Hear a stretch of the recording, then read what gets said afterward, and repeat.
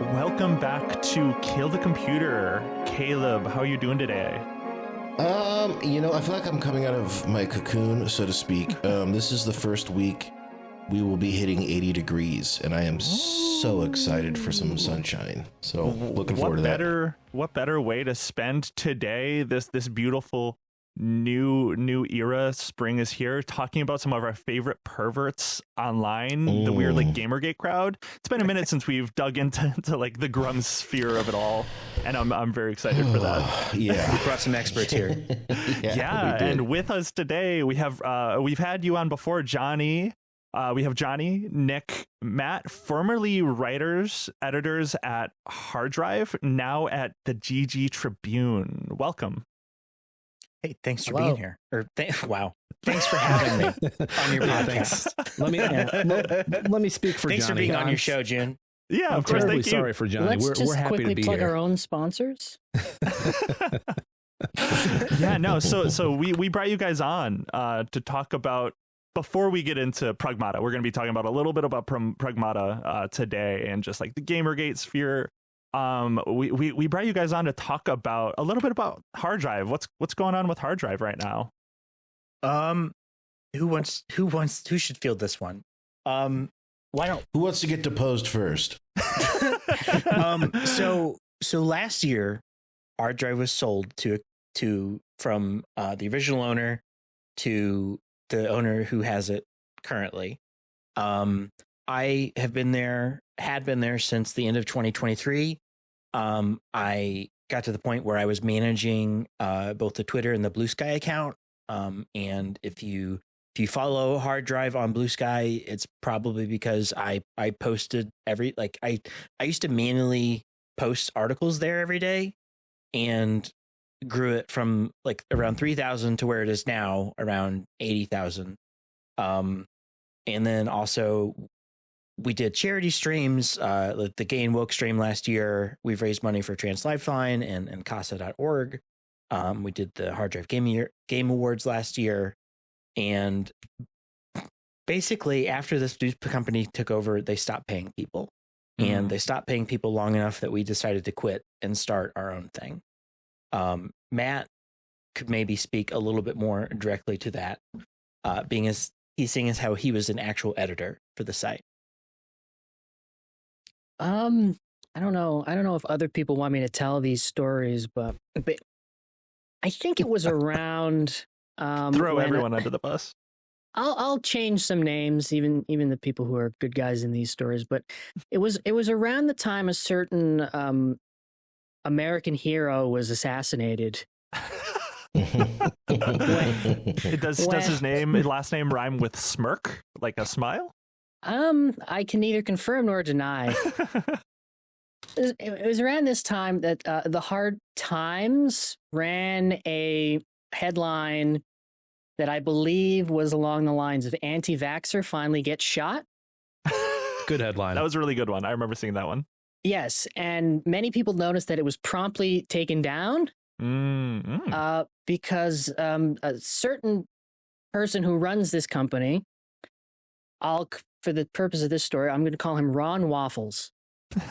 And so Ron Waffles was not a fan of this headline. And he went to the editor of the Hard Times, who is the good guy in this story, but just for his own privacy, I will name him a Harold Cheeseman. Are you hungry? You keep up with these food names. I think you're hungry. Harold Cheeseman was fired for, I think, the weekend. He was fired for the weekend. It did not last long. It did not last long. Ron Waffles was like, "Hey, like, what's wrong with you? Don't you have do you have kids? I'm sorry, do you have I can't do the waffles cheese stuff. We're talking about the owner, right? This is the owner of the website. Yeah, Mr. Waffles. Yeah, The guy who waffled it up, yeah. Mr. Waffles, the guy who waffled it up, texted. What did I say? His name was Harold Cheeseman. You can't even do it.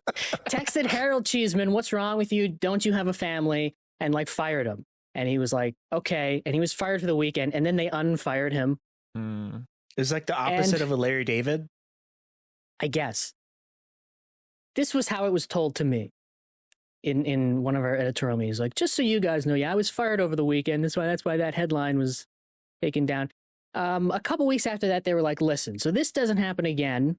The company is gonna be a bit of a middleman, and part of this was they were gonna transfer us to a new WordPress. Somehow this took, I think, about 2 months, during which time both the websites were taken offline. Yeah, Oh just my down, God. completely offline. Completely down. I don't know why. I recently set up a WordPress site, and it's not that difficult. How long did it take you to set that new website up, Matt? I mean, I don't know, a couple weeks, and I'm not an expert. I'm assuming they had experts. It was an afternoon. Right. So I don't know why it took them this long. And Matt but it was took them drunk about at 2 the time months. too when he did it. He was wasted and Yeah. he still set it up. So for 2 months, both these sites were down. And then when they came back up, they were like, oh, and by the way, we're changing the payment system. We don't want to use the payment system you guys are using anymore. So we're not doing that. But a normal company wouldn't do that until they have a new payment system.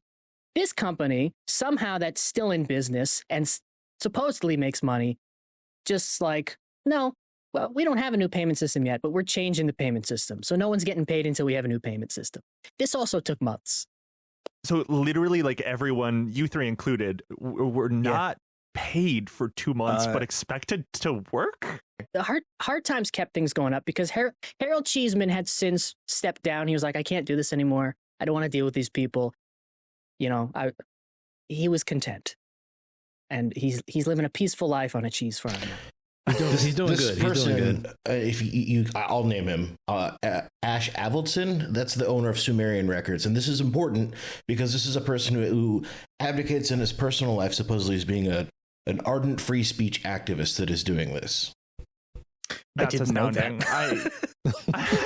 I mean, it's always these people, right? No, that, see, like, it is free speech. We make the speech for free for the website.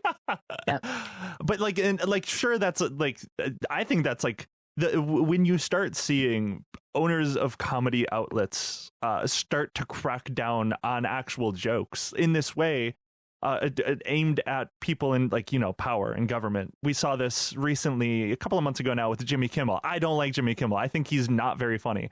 I don't think he's that much of a comedian, really. But he got like temporarily fired, I believe, or like contract ended a couple of months ago due to criticizing Trump or mentioning something about Charlie Kirk right after the assassination.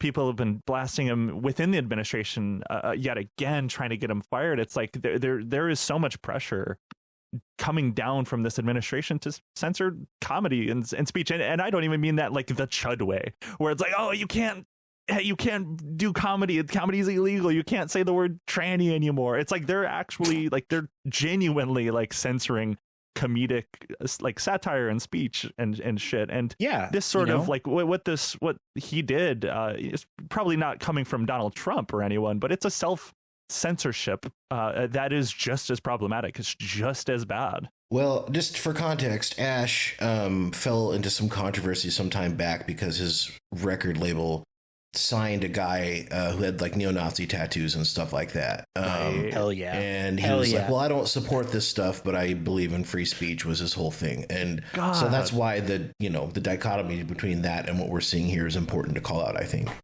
100%. Yeah. So, I mean, the site was down for a while. Mhm.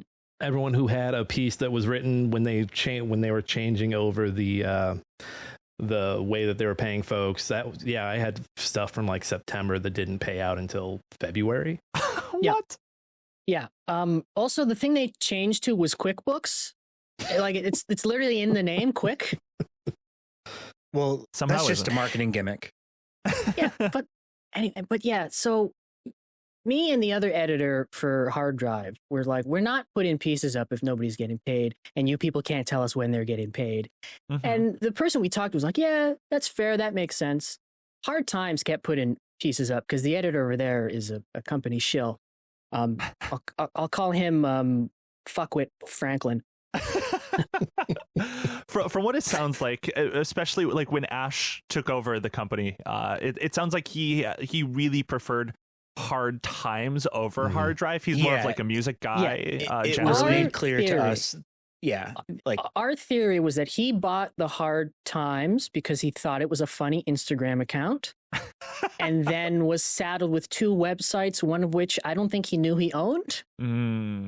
Still doesn't seem like it. Yeah. Well, I mean, when he had to take down that article, that's probably when he found out he had another company, another website.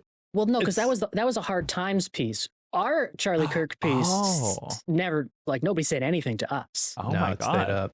Yeah. It's kind of like when was it Paramount that bought WB, and the news came out that WB Interactive, the gaming arm of it, was basically not factored into the price, so it was essentially $0. It kind of feels like that was the same scenario on the hard drive It was side. nice to have. We have that. Okay. Yeah. Even though, like when all of the, like we were told like, oh, they have a comics branch, so we'd be able to pitch comic ideas to developers that we'd built relationships with. That never fucking happened. Like, it's just they told us a incredible. lot of things. They told us they were gonna have a physical magazine, which I think they're still telling the Hard Times people, but I think we'll probably have a magazine before they do. This is just, I mean, horrible. I'm so sorry that you guys had to deal with this this bullshit. So basically, from what it sounds like, Hard Drive is just dead, essentially. Well, is that what's going on? Here's the thing. It's in fuckwit McBignose's good hands. Capable. Okay. That's the current editor of Hard Times. Fuckwit. Whatever Matt said. Franklin. And he understands video games. Yeah. So Yeah. Sure he does. so in you good can hands. really look forward to some really great jokes getting approved by him. And here's the thing, like we there are still writers there that we really like. Like the hard drive itself is not what we have issues with. It's the fact that this new owner came in and did what they did. And you know, we just, the three of us just like, you know, we're friends and we like making funny stuff together. And so we spun up a new website. It was essentially, by the time we did our own award show for Hard Drive, and this was when nobody was getting paid, so we did this on our own for free. Is when we really realized we could just do this ourselves. And then by February, the people I was talking to at this company, Sumerian, you know, they kept telling me things. By this point, the other editor had left because he was just sick of waiting for his $9,000. Every time he tried to talk to them about it, he got sent a voicemail, unanswered emails, the whole runaround. They were talking to me regularly. I had one payment go through in December. And then I thought, okay, perhaps this is a real company who will eventually pay people. And then no more payments happened. And then the other editor left. And I was like, okay, what's happening? And then I had set up a meeting on the phone with this guy. He was like, okay, yeah, we'll talk this day. And then I called him. I got sent a voicemail. I was like, okay, he has my number. They never tried to call me or email me again. So I was like, okay, whatever. So I never formally quit. Okay. Really, I was just like, okay, they have my number. They can talk to me, whatever. And until then, nothing's going to happen. And in that time, I was like, you know what? Let's just do it. Let's just do it ourselves. Yeah, we've been doing the brunt of the work with the headlines and the articles and everything. And What as Matt communication said, have you had with them since? What's like? There's no. They just all silence, no money, no. Funny you should ask that, Caleb. All silence, no money. None of them had tried to. The only I think it was about a couple, like maybe a month before we launched the Tribune, I made a post in our Slack that I was stepping down, which somehow didn't get deleted because when the other editor wrote his resignation post in the Slack, it was immediately deleted and he was immediately kicked from the Slack. I somehow stayed in there for 2 months afterwards. My main point of contact here, I haven't heard from since. The only contact I've had with this company since then is when I was sent a very quote unquote threatening email from somebody there who threatened to sue us if we didn't give them their Instagram back. Oh my god, dude. This is it's such a shame. It really is a shame that it's like come to this with this new ownership. I know when he originally took over, there was, as Caleb, you mentioned, there was like that neo-Nazi association, and there was a lot of fear that this would this deal, him and his company taking over, would sort of be the demise for either one of Hard Times or Hard Drive. And sadly, it really does seem like those predictions were accurate, for the Hard Drive at least. And then who's to fucking say what'll happen eventually down the line with Hard Times? It's a real shame. There's great writers that are still there. Yeah. We took a lot of the best ones for ourselves. They came with us. We didn't like put them in a bag and like, all right, come on. Like we asked. It didn't come to that, but yeah. Yeah, we went to them. We said, "Hey, we think you're like top tier, and we want you to come with us because we'll pay you." And they said, "Oh, absolutely." But there's still great people there. But I mean, if you go to either of these websites now, they're unreadable because of all the ads. Mm-hmm. Just gonna say that I was looking at it while you were we're talking about the Instagram. It's unreadable, and I will say, no offense, because I know you guys are friends with some of the people there. What I'm seeing is not that funny. It's not. That's no good. That's a shame, honestly. It is a shame. Are you sure? Are you looking at the GG Tribune? Because it's easy to get those mixed up. You guys should just make even more obtrusive ads. Show them, beat them at their own game. Yeah, well, that's our directive from our owner of the GG Tribune, Layoff Larry, or Larry Layoff. Elon Musk, as actually, big sponsor. Gamergate Tribune is I think what you guys said the GG stands for. Or the Grums Tribune. Great googly moogly. Great whatever it is in your Tribune. heart. When So you many see good that options GG, here. whatever it is in your heart, that's what it can be. Yeah. But no, please go check out GG Tribune. Lots of alumni from Hard Drive. Really funny. I mean, who doesn't love the monkey hangs itself median voter headline? That's, I think, iconic. Hard Drive article right there. What's your guys' vision? What are you going to do differently than you guys were doing at Hard Drive? I was actually going to ask if I could speak earnestly and from the heart for a moment. Yeah. I know. So last week you had Ben Collins on the show, and he spoke to something that I've been feeling a lot, and it has to do with, like, especially with gaming culture.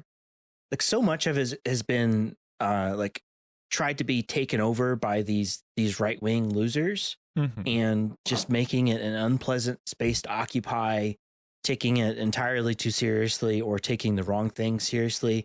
And they deserve to be derided and mocked. And I think, like Ben mentioned, like, fighting back. And as dumb as it sounds, I think that making fun of people like this is actually pretty important, because like we live in, like, everything is so horrible, and we just need a space like this to make fun of and I guess highlight the good things about video games and gaming culture and gaming, like the impact that it has on us as a society and a culture. And so it also, like, we shouldn't be afraid to be like a leftward leaning publication that takes stances against what we deem to be wrong and, like, comments on it through the use of like my headline, Mr. Beast reboots bum fights this week, which I feel is a really great encapsulation for where we're at as a but we're also going to be having some video series. We're going to have Amity, our friend from the site, is going to be putting on a series where she plays as the Baileys, the make believe couple that Chuck Schumer always references. She's going to do a Sims playthrough of that, just to see, like, what their lives would actually be like if they abided by all the things that Chuck Schumer says they do in their life. I love it. What's the name of the game that Ryan is doing? Suzerain.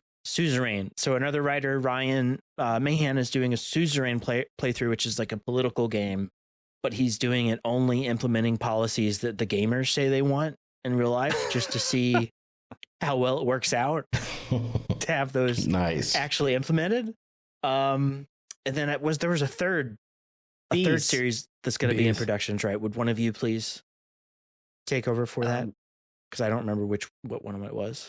Matt, while you look that up, it was bees. Oh, bees! Yes. Oh my god! Yes, there it is. So B of Kill the Computer fame, Yeah, love her. is also one of our writers, and she is working on a Grums adjacent series called No Zero Days, where it's a game dev blog, and she'll talk about all the progress she's making on whatever fantastic video game she's working on.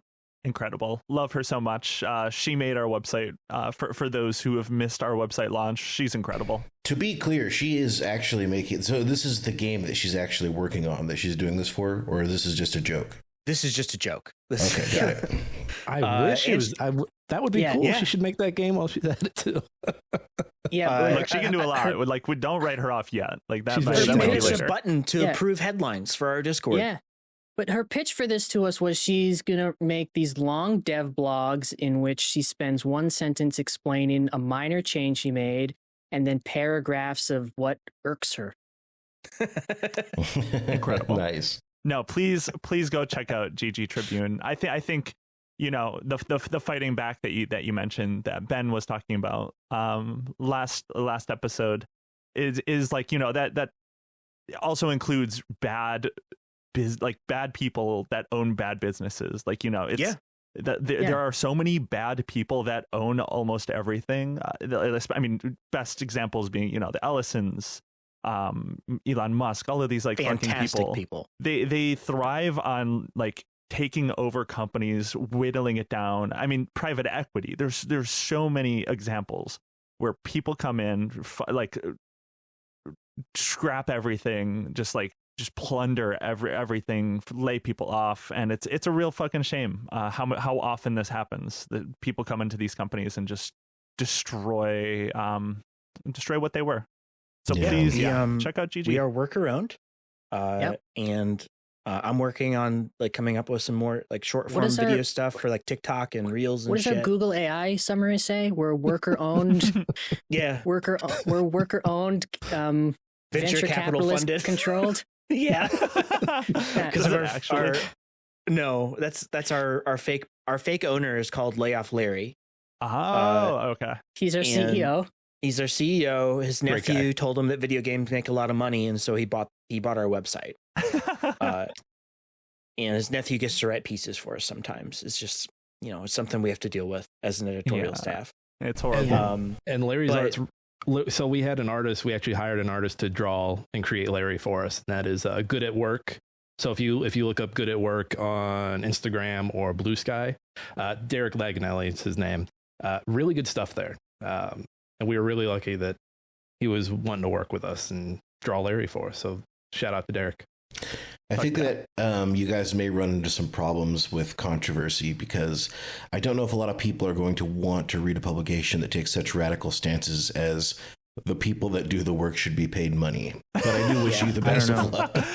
And also, the more money you give us, the more people we can pay to make cool stuff for our website. And the more we can pay them. Yeah. Incredible. What a novel concept that is. Yeah. Money goes in, money goes out. Who knew? Yeah. And Awesome. look, We'll go on. Sorry.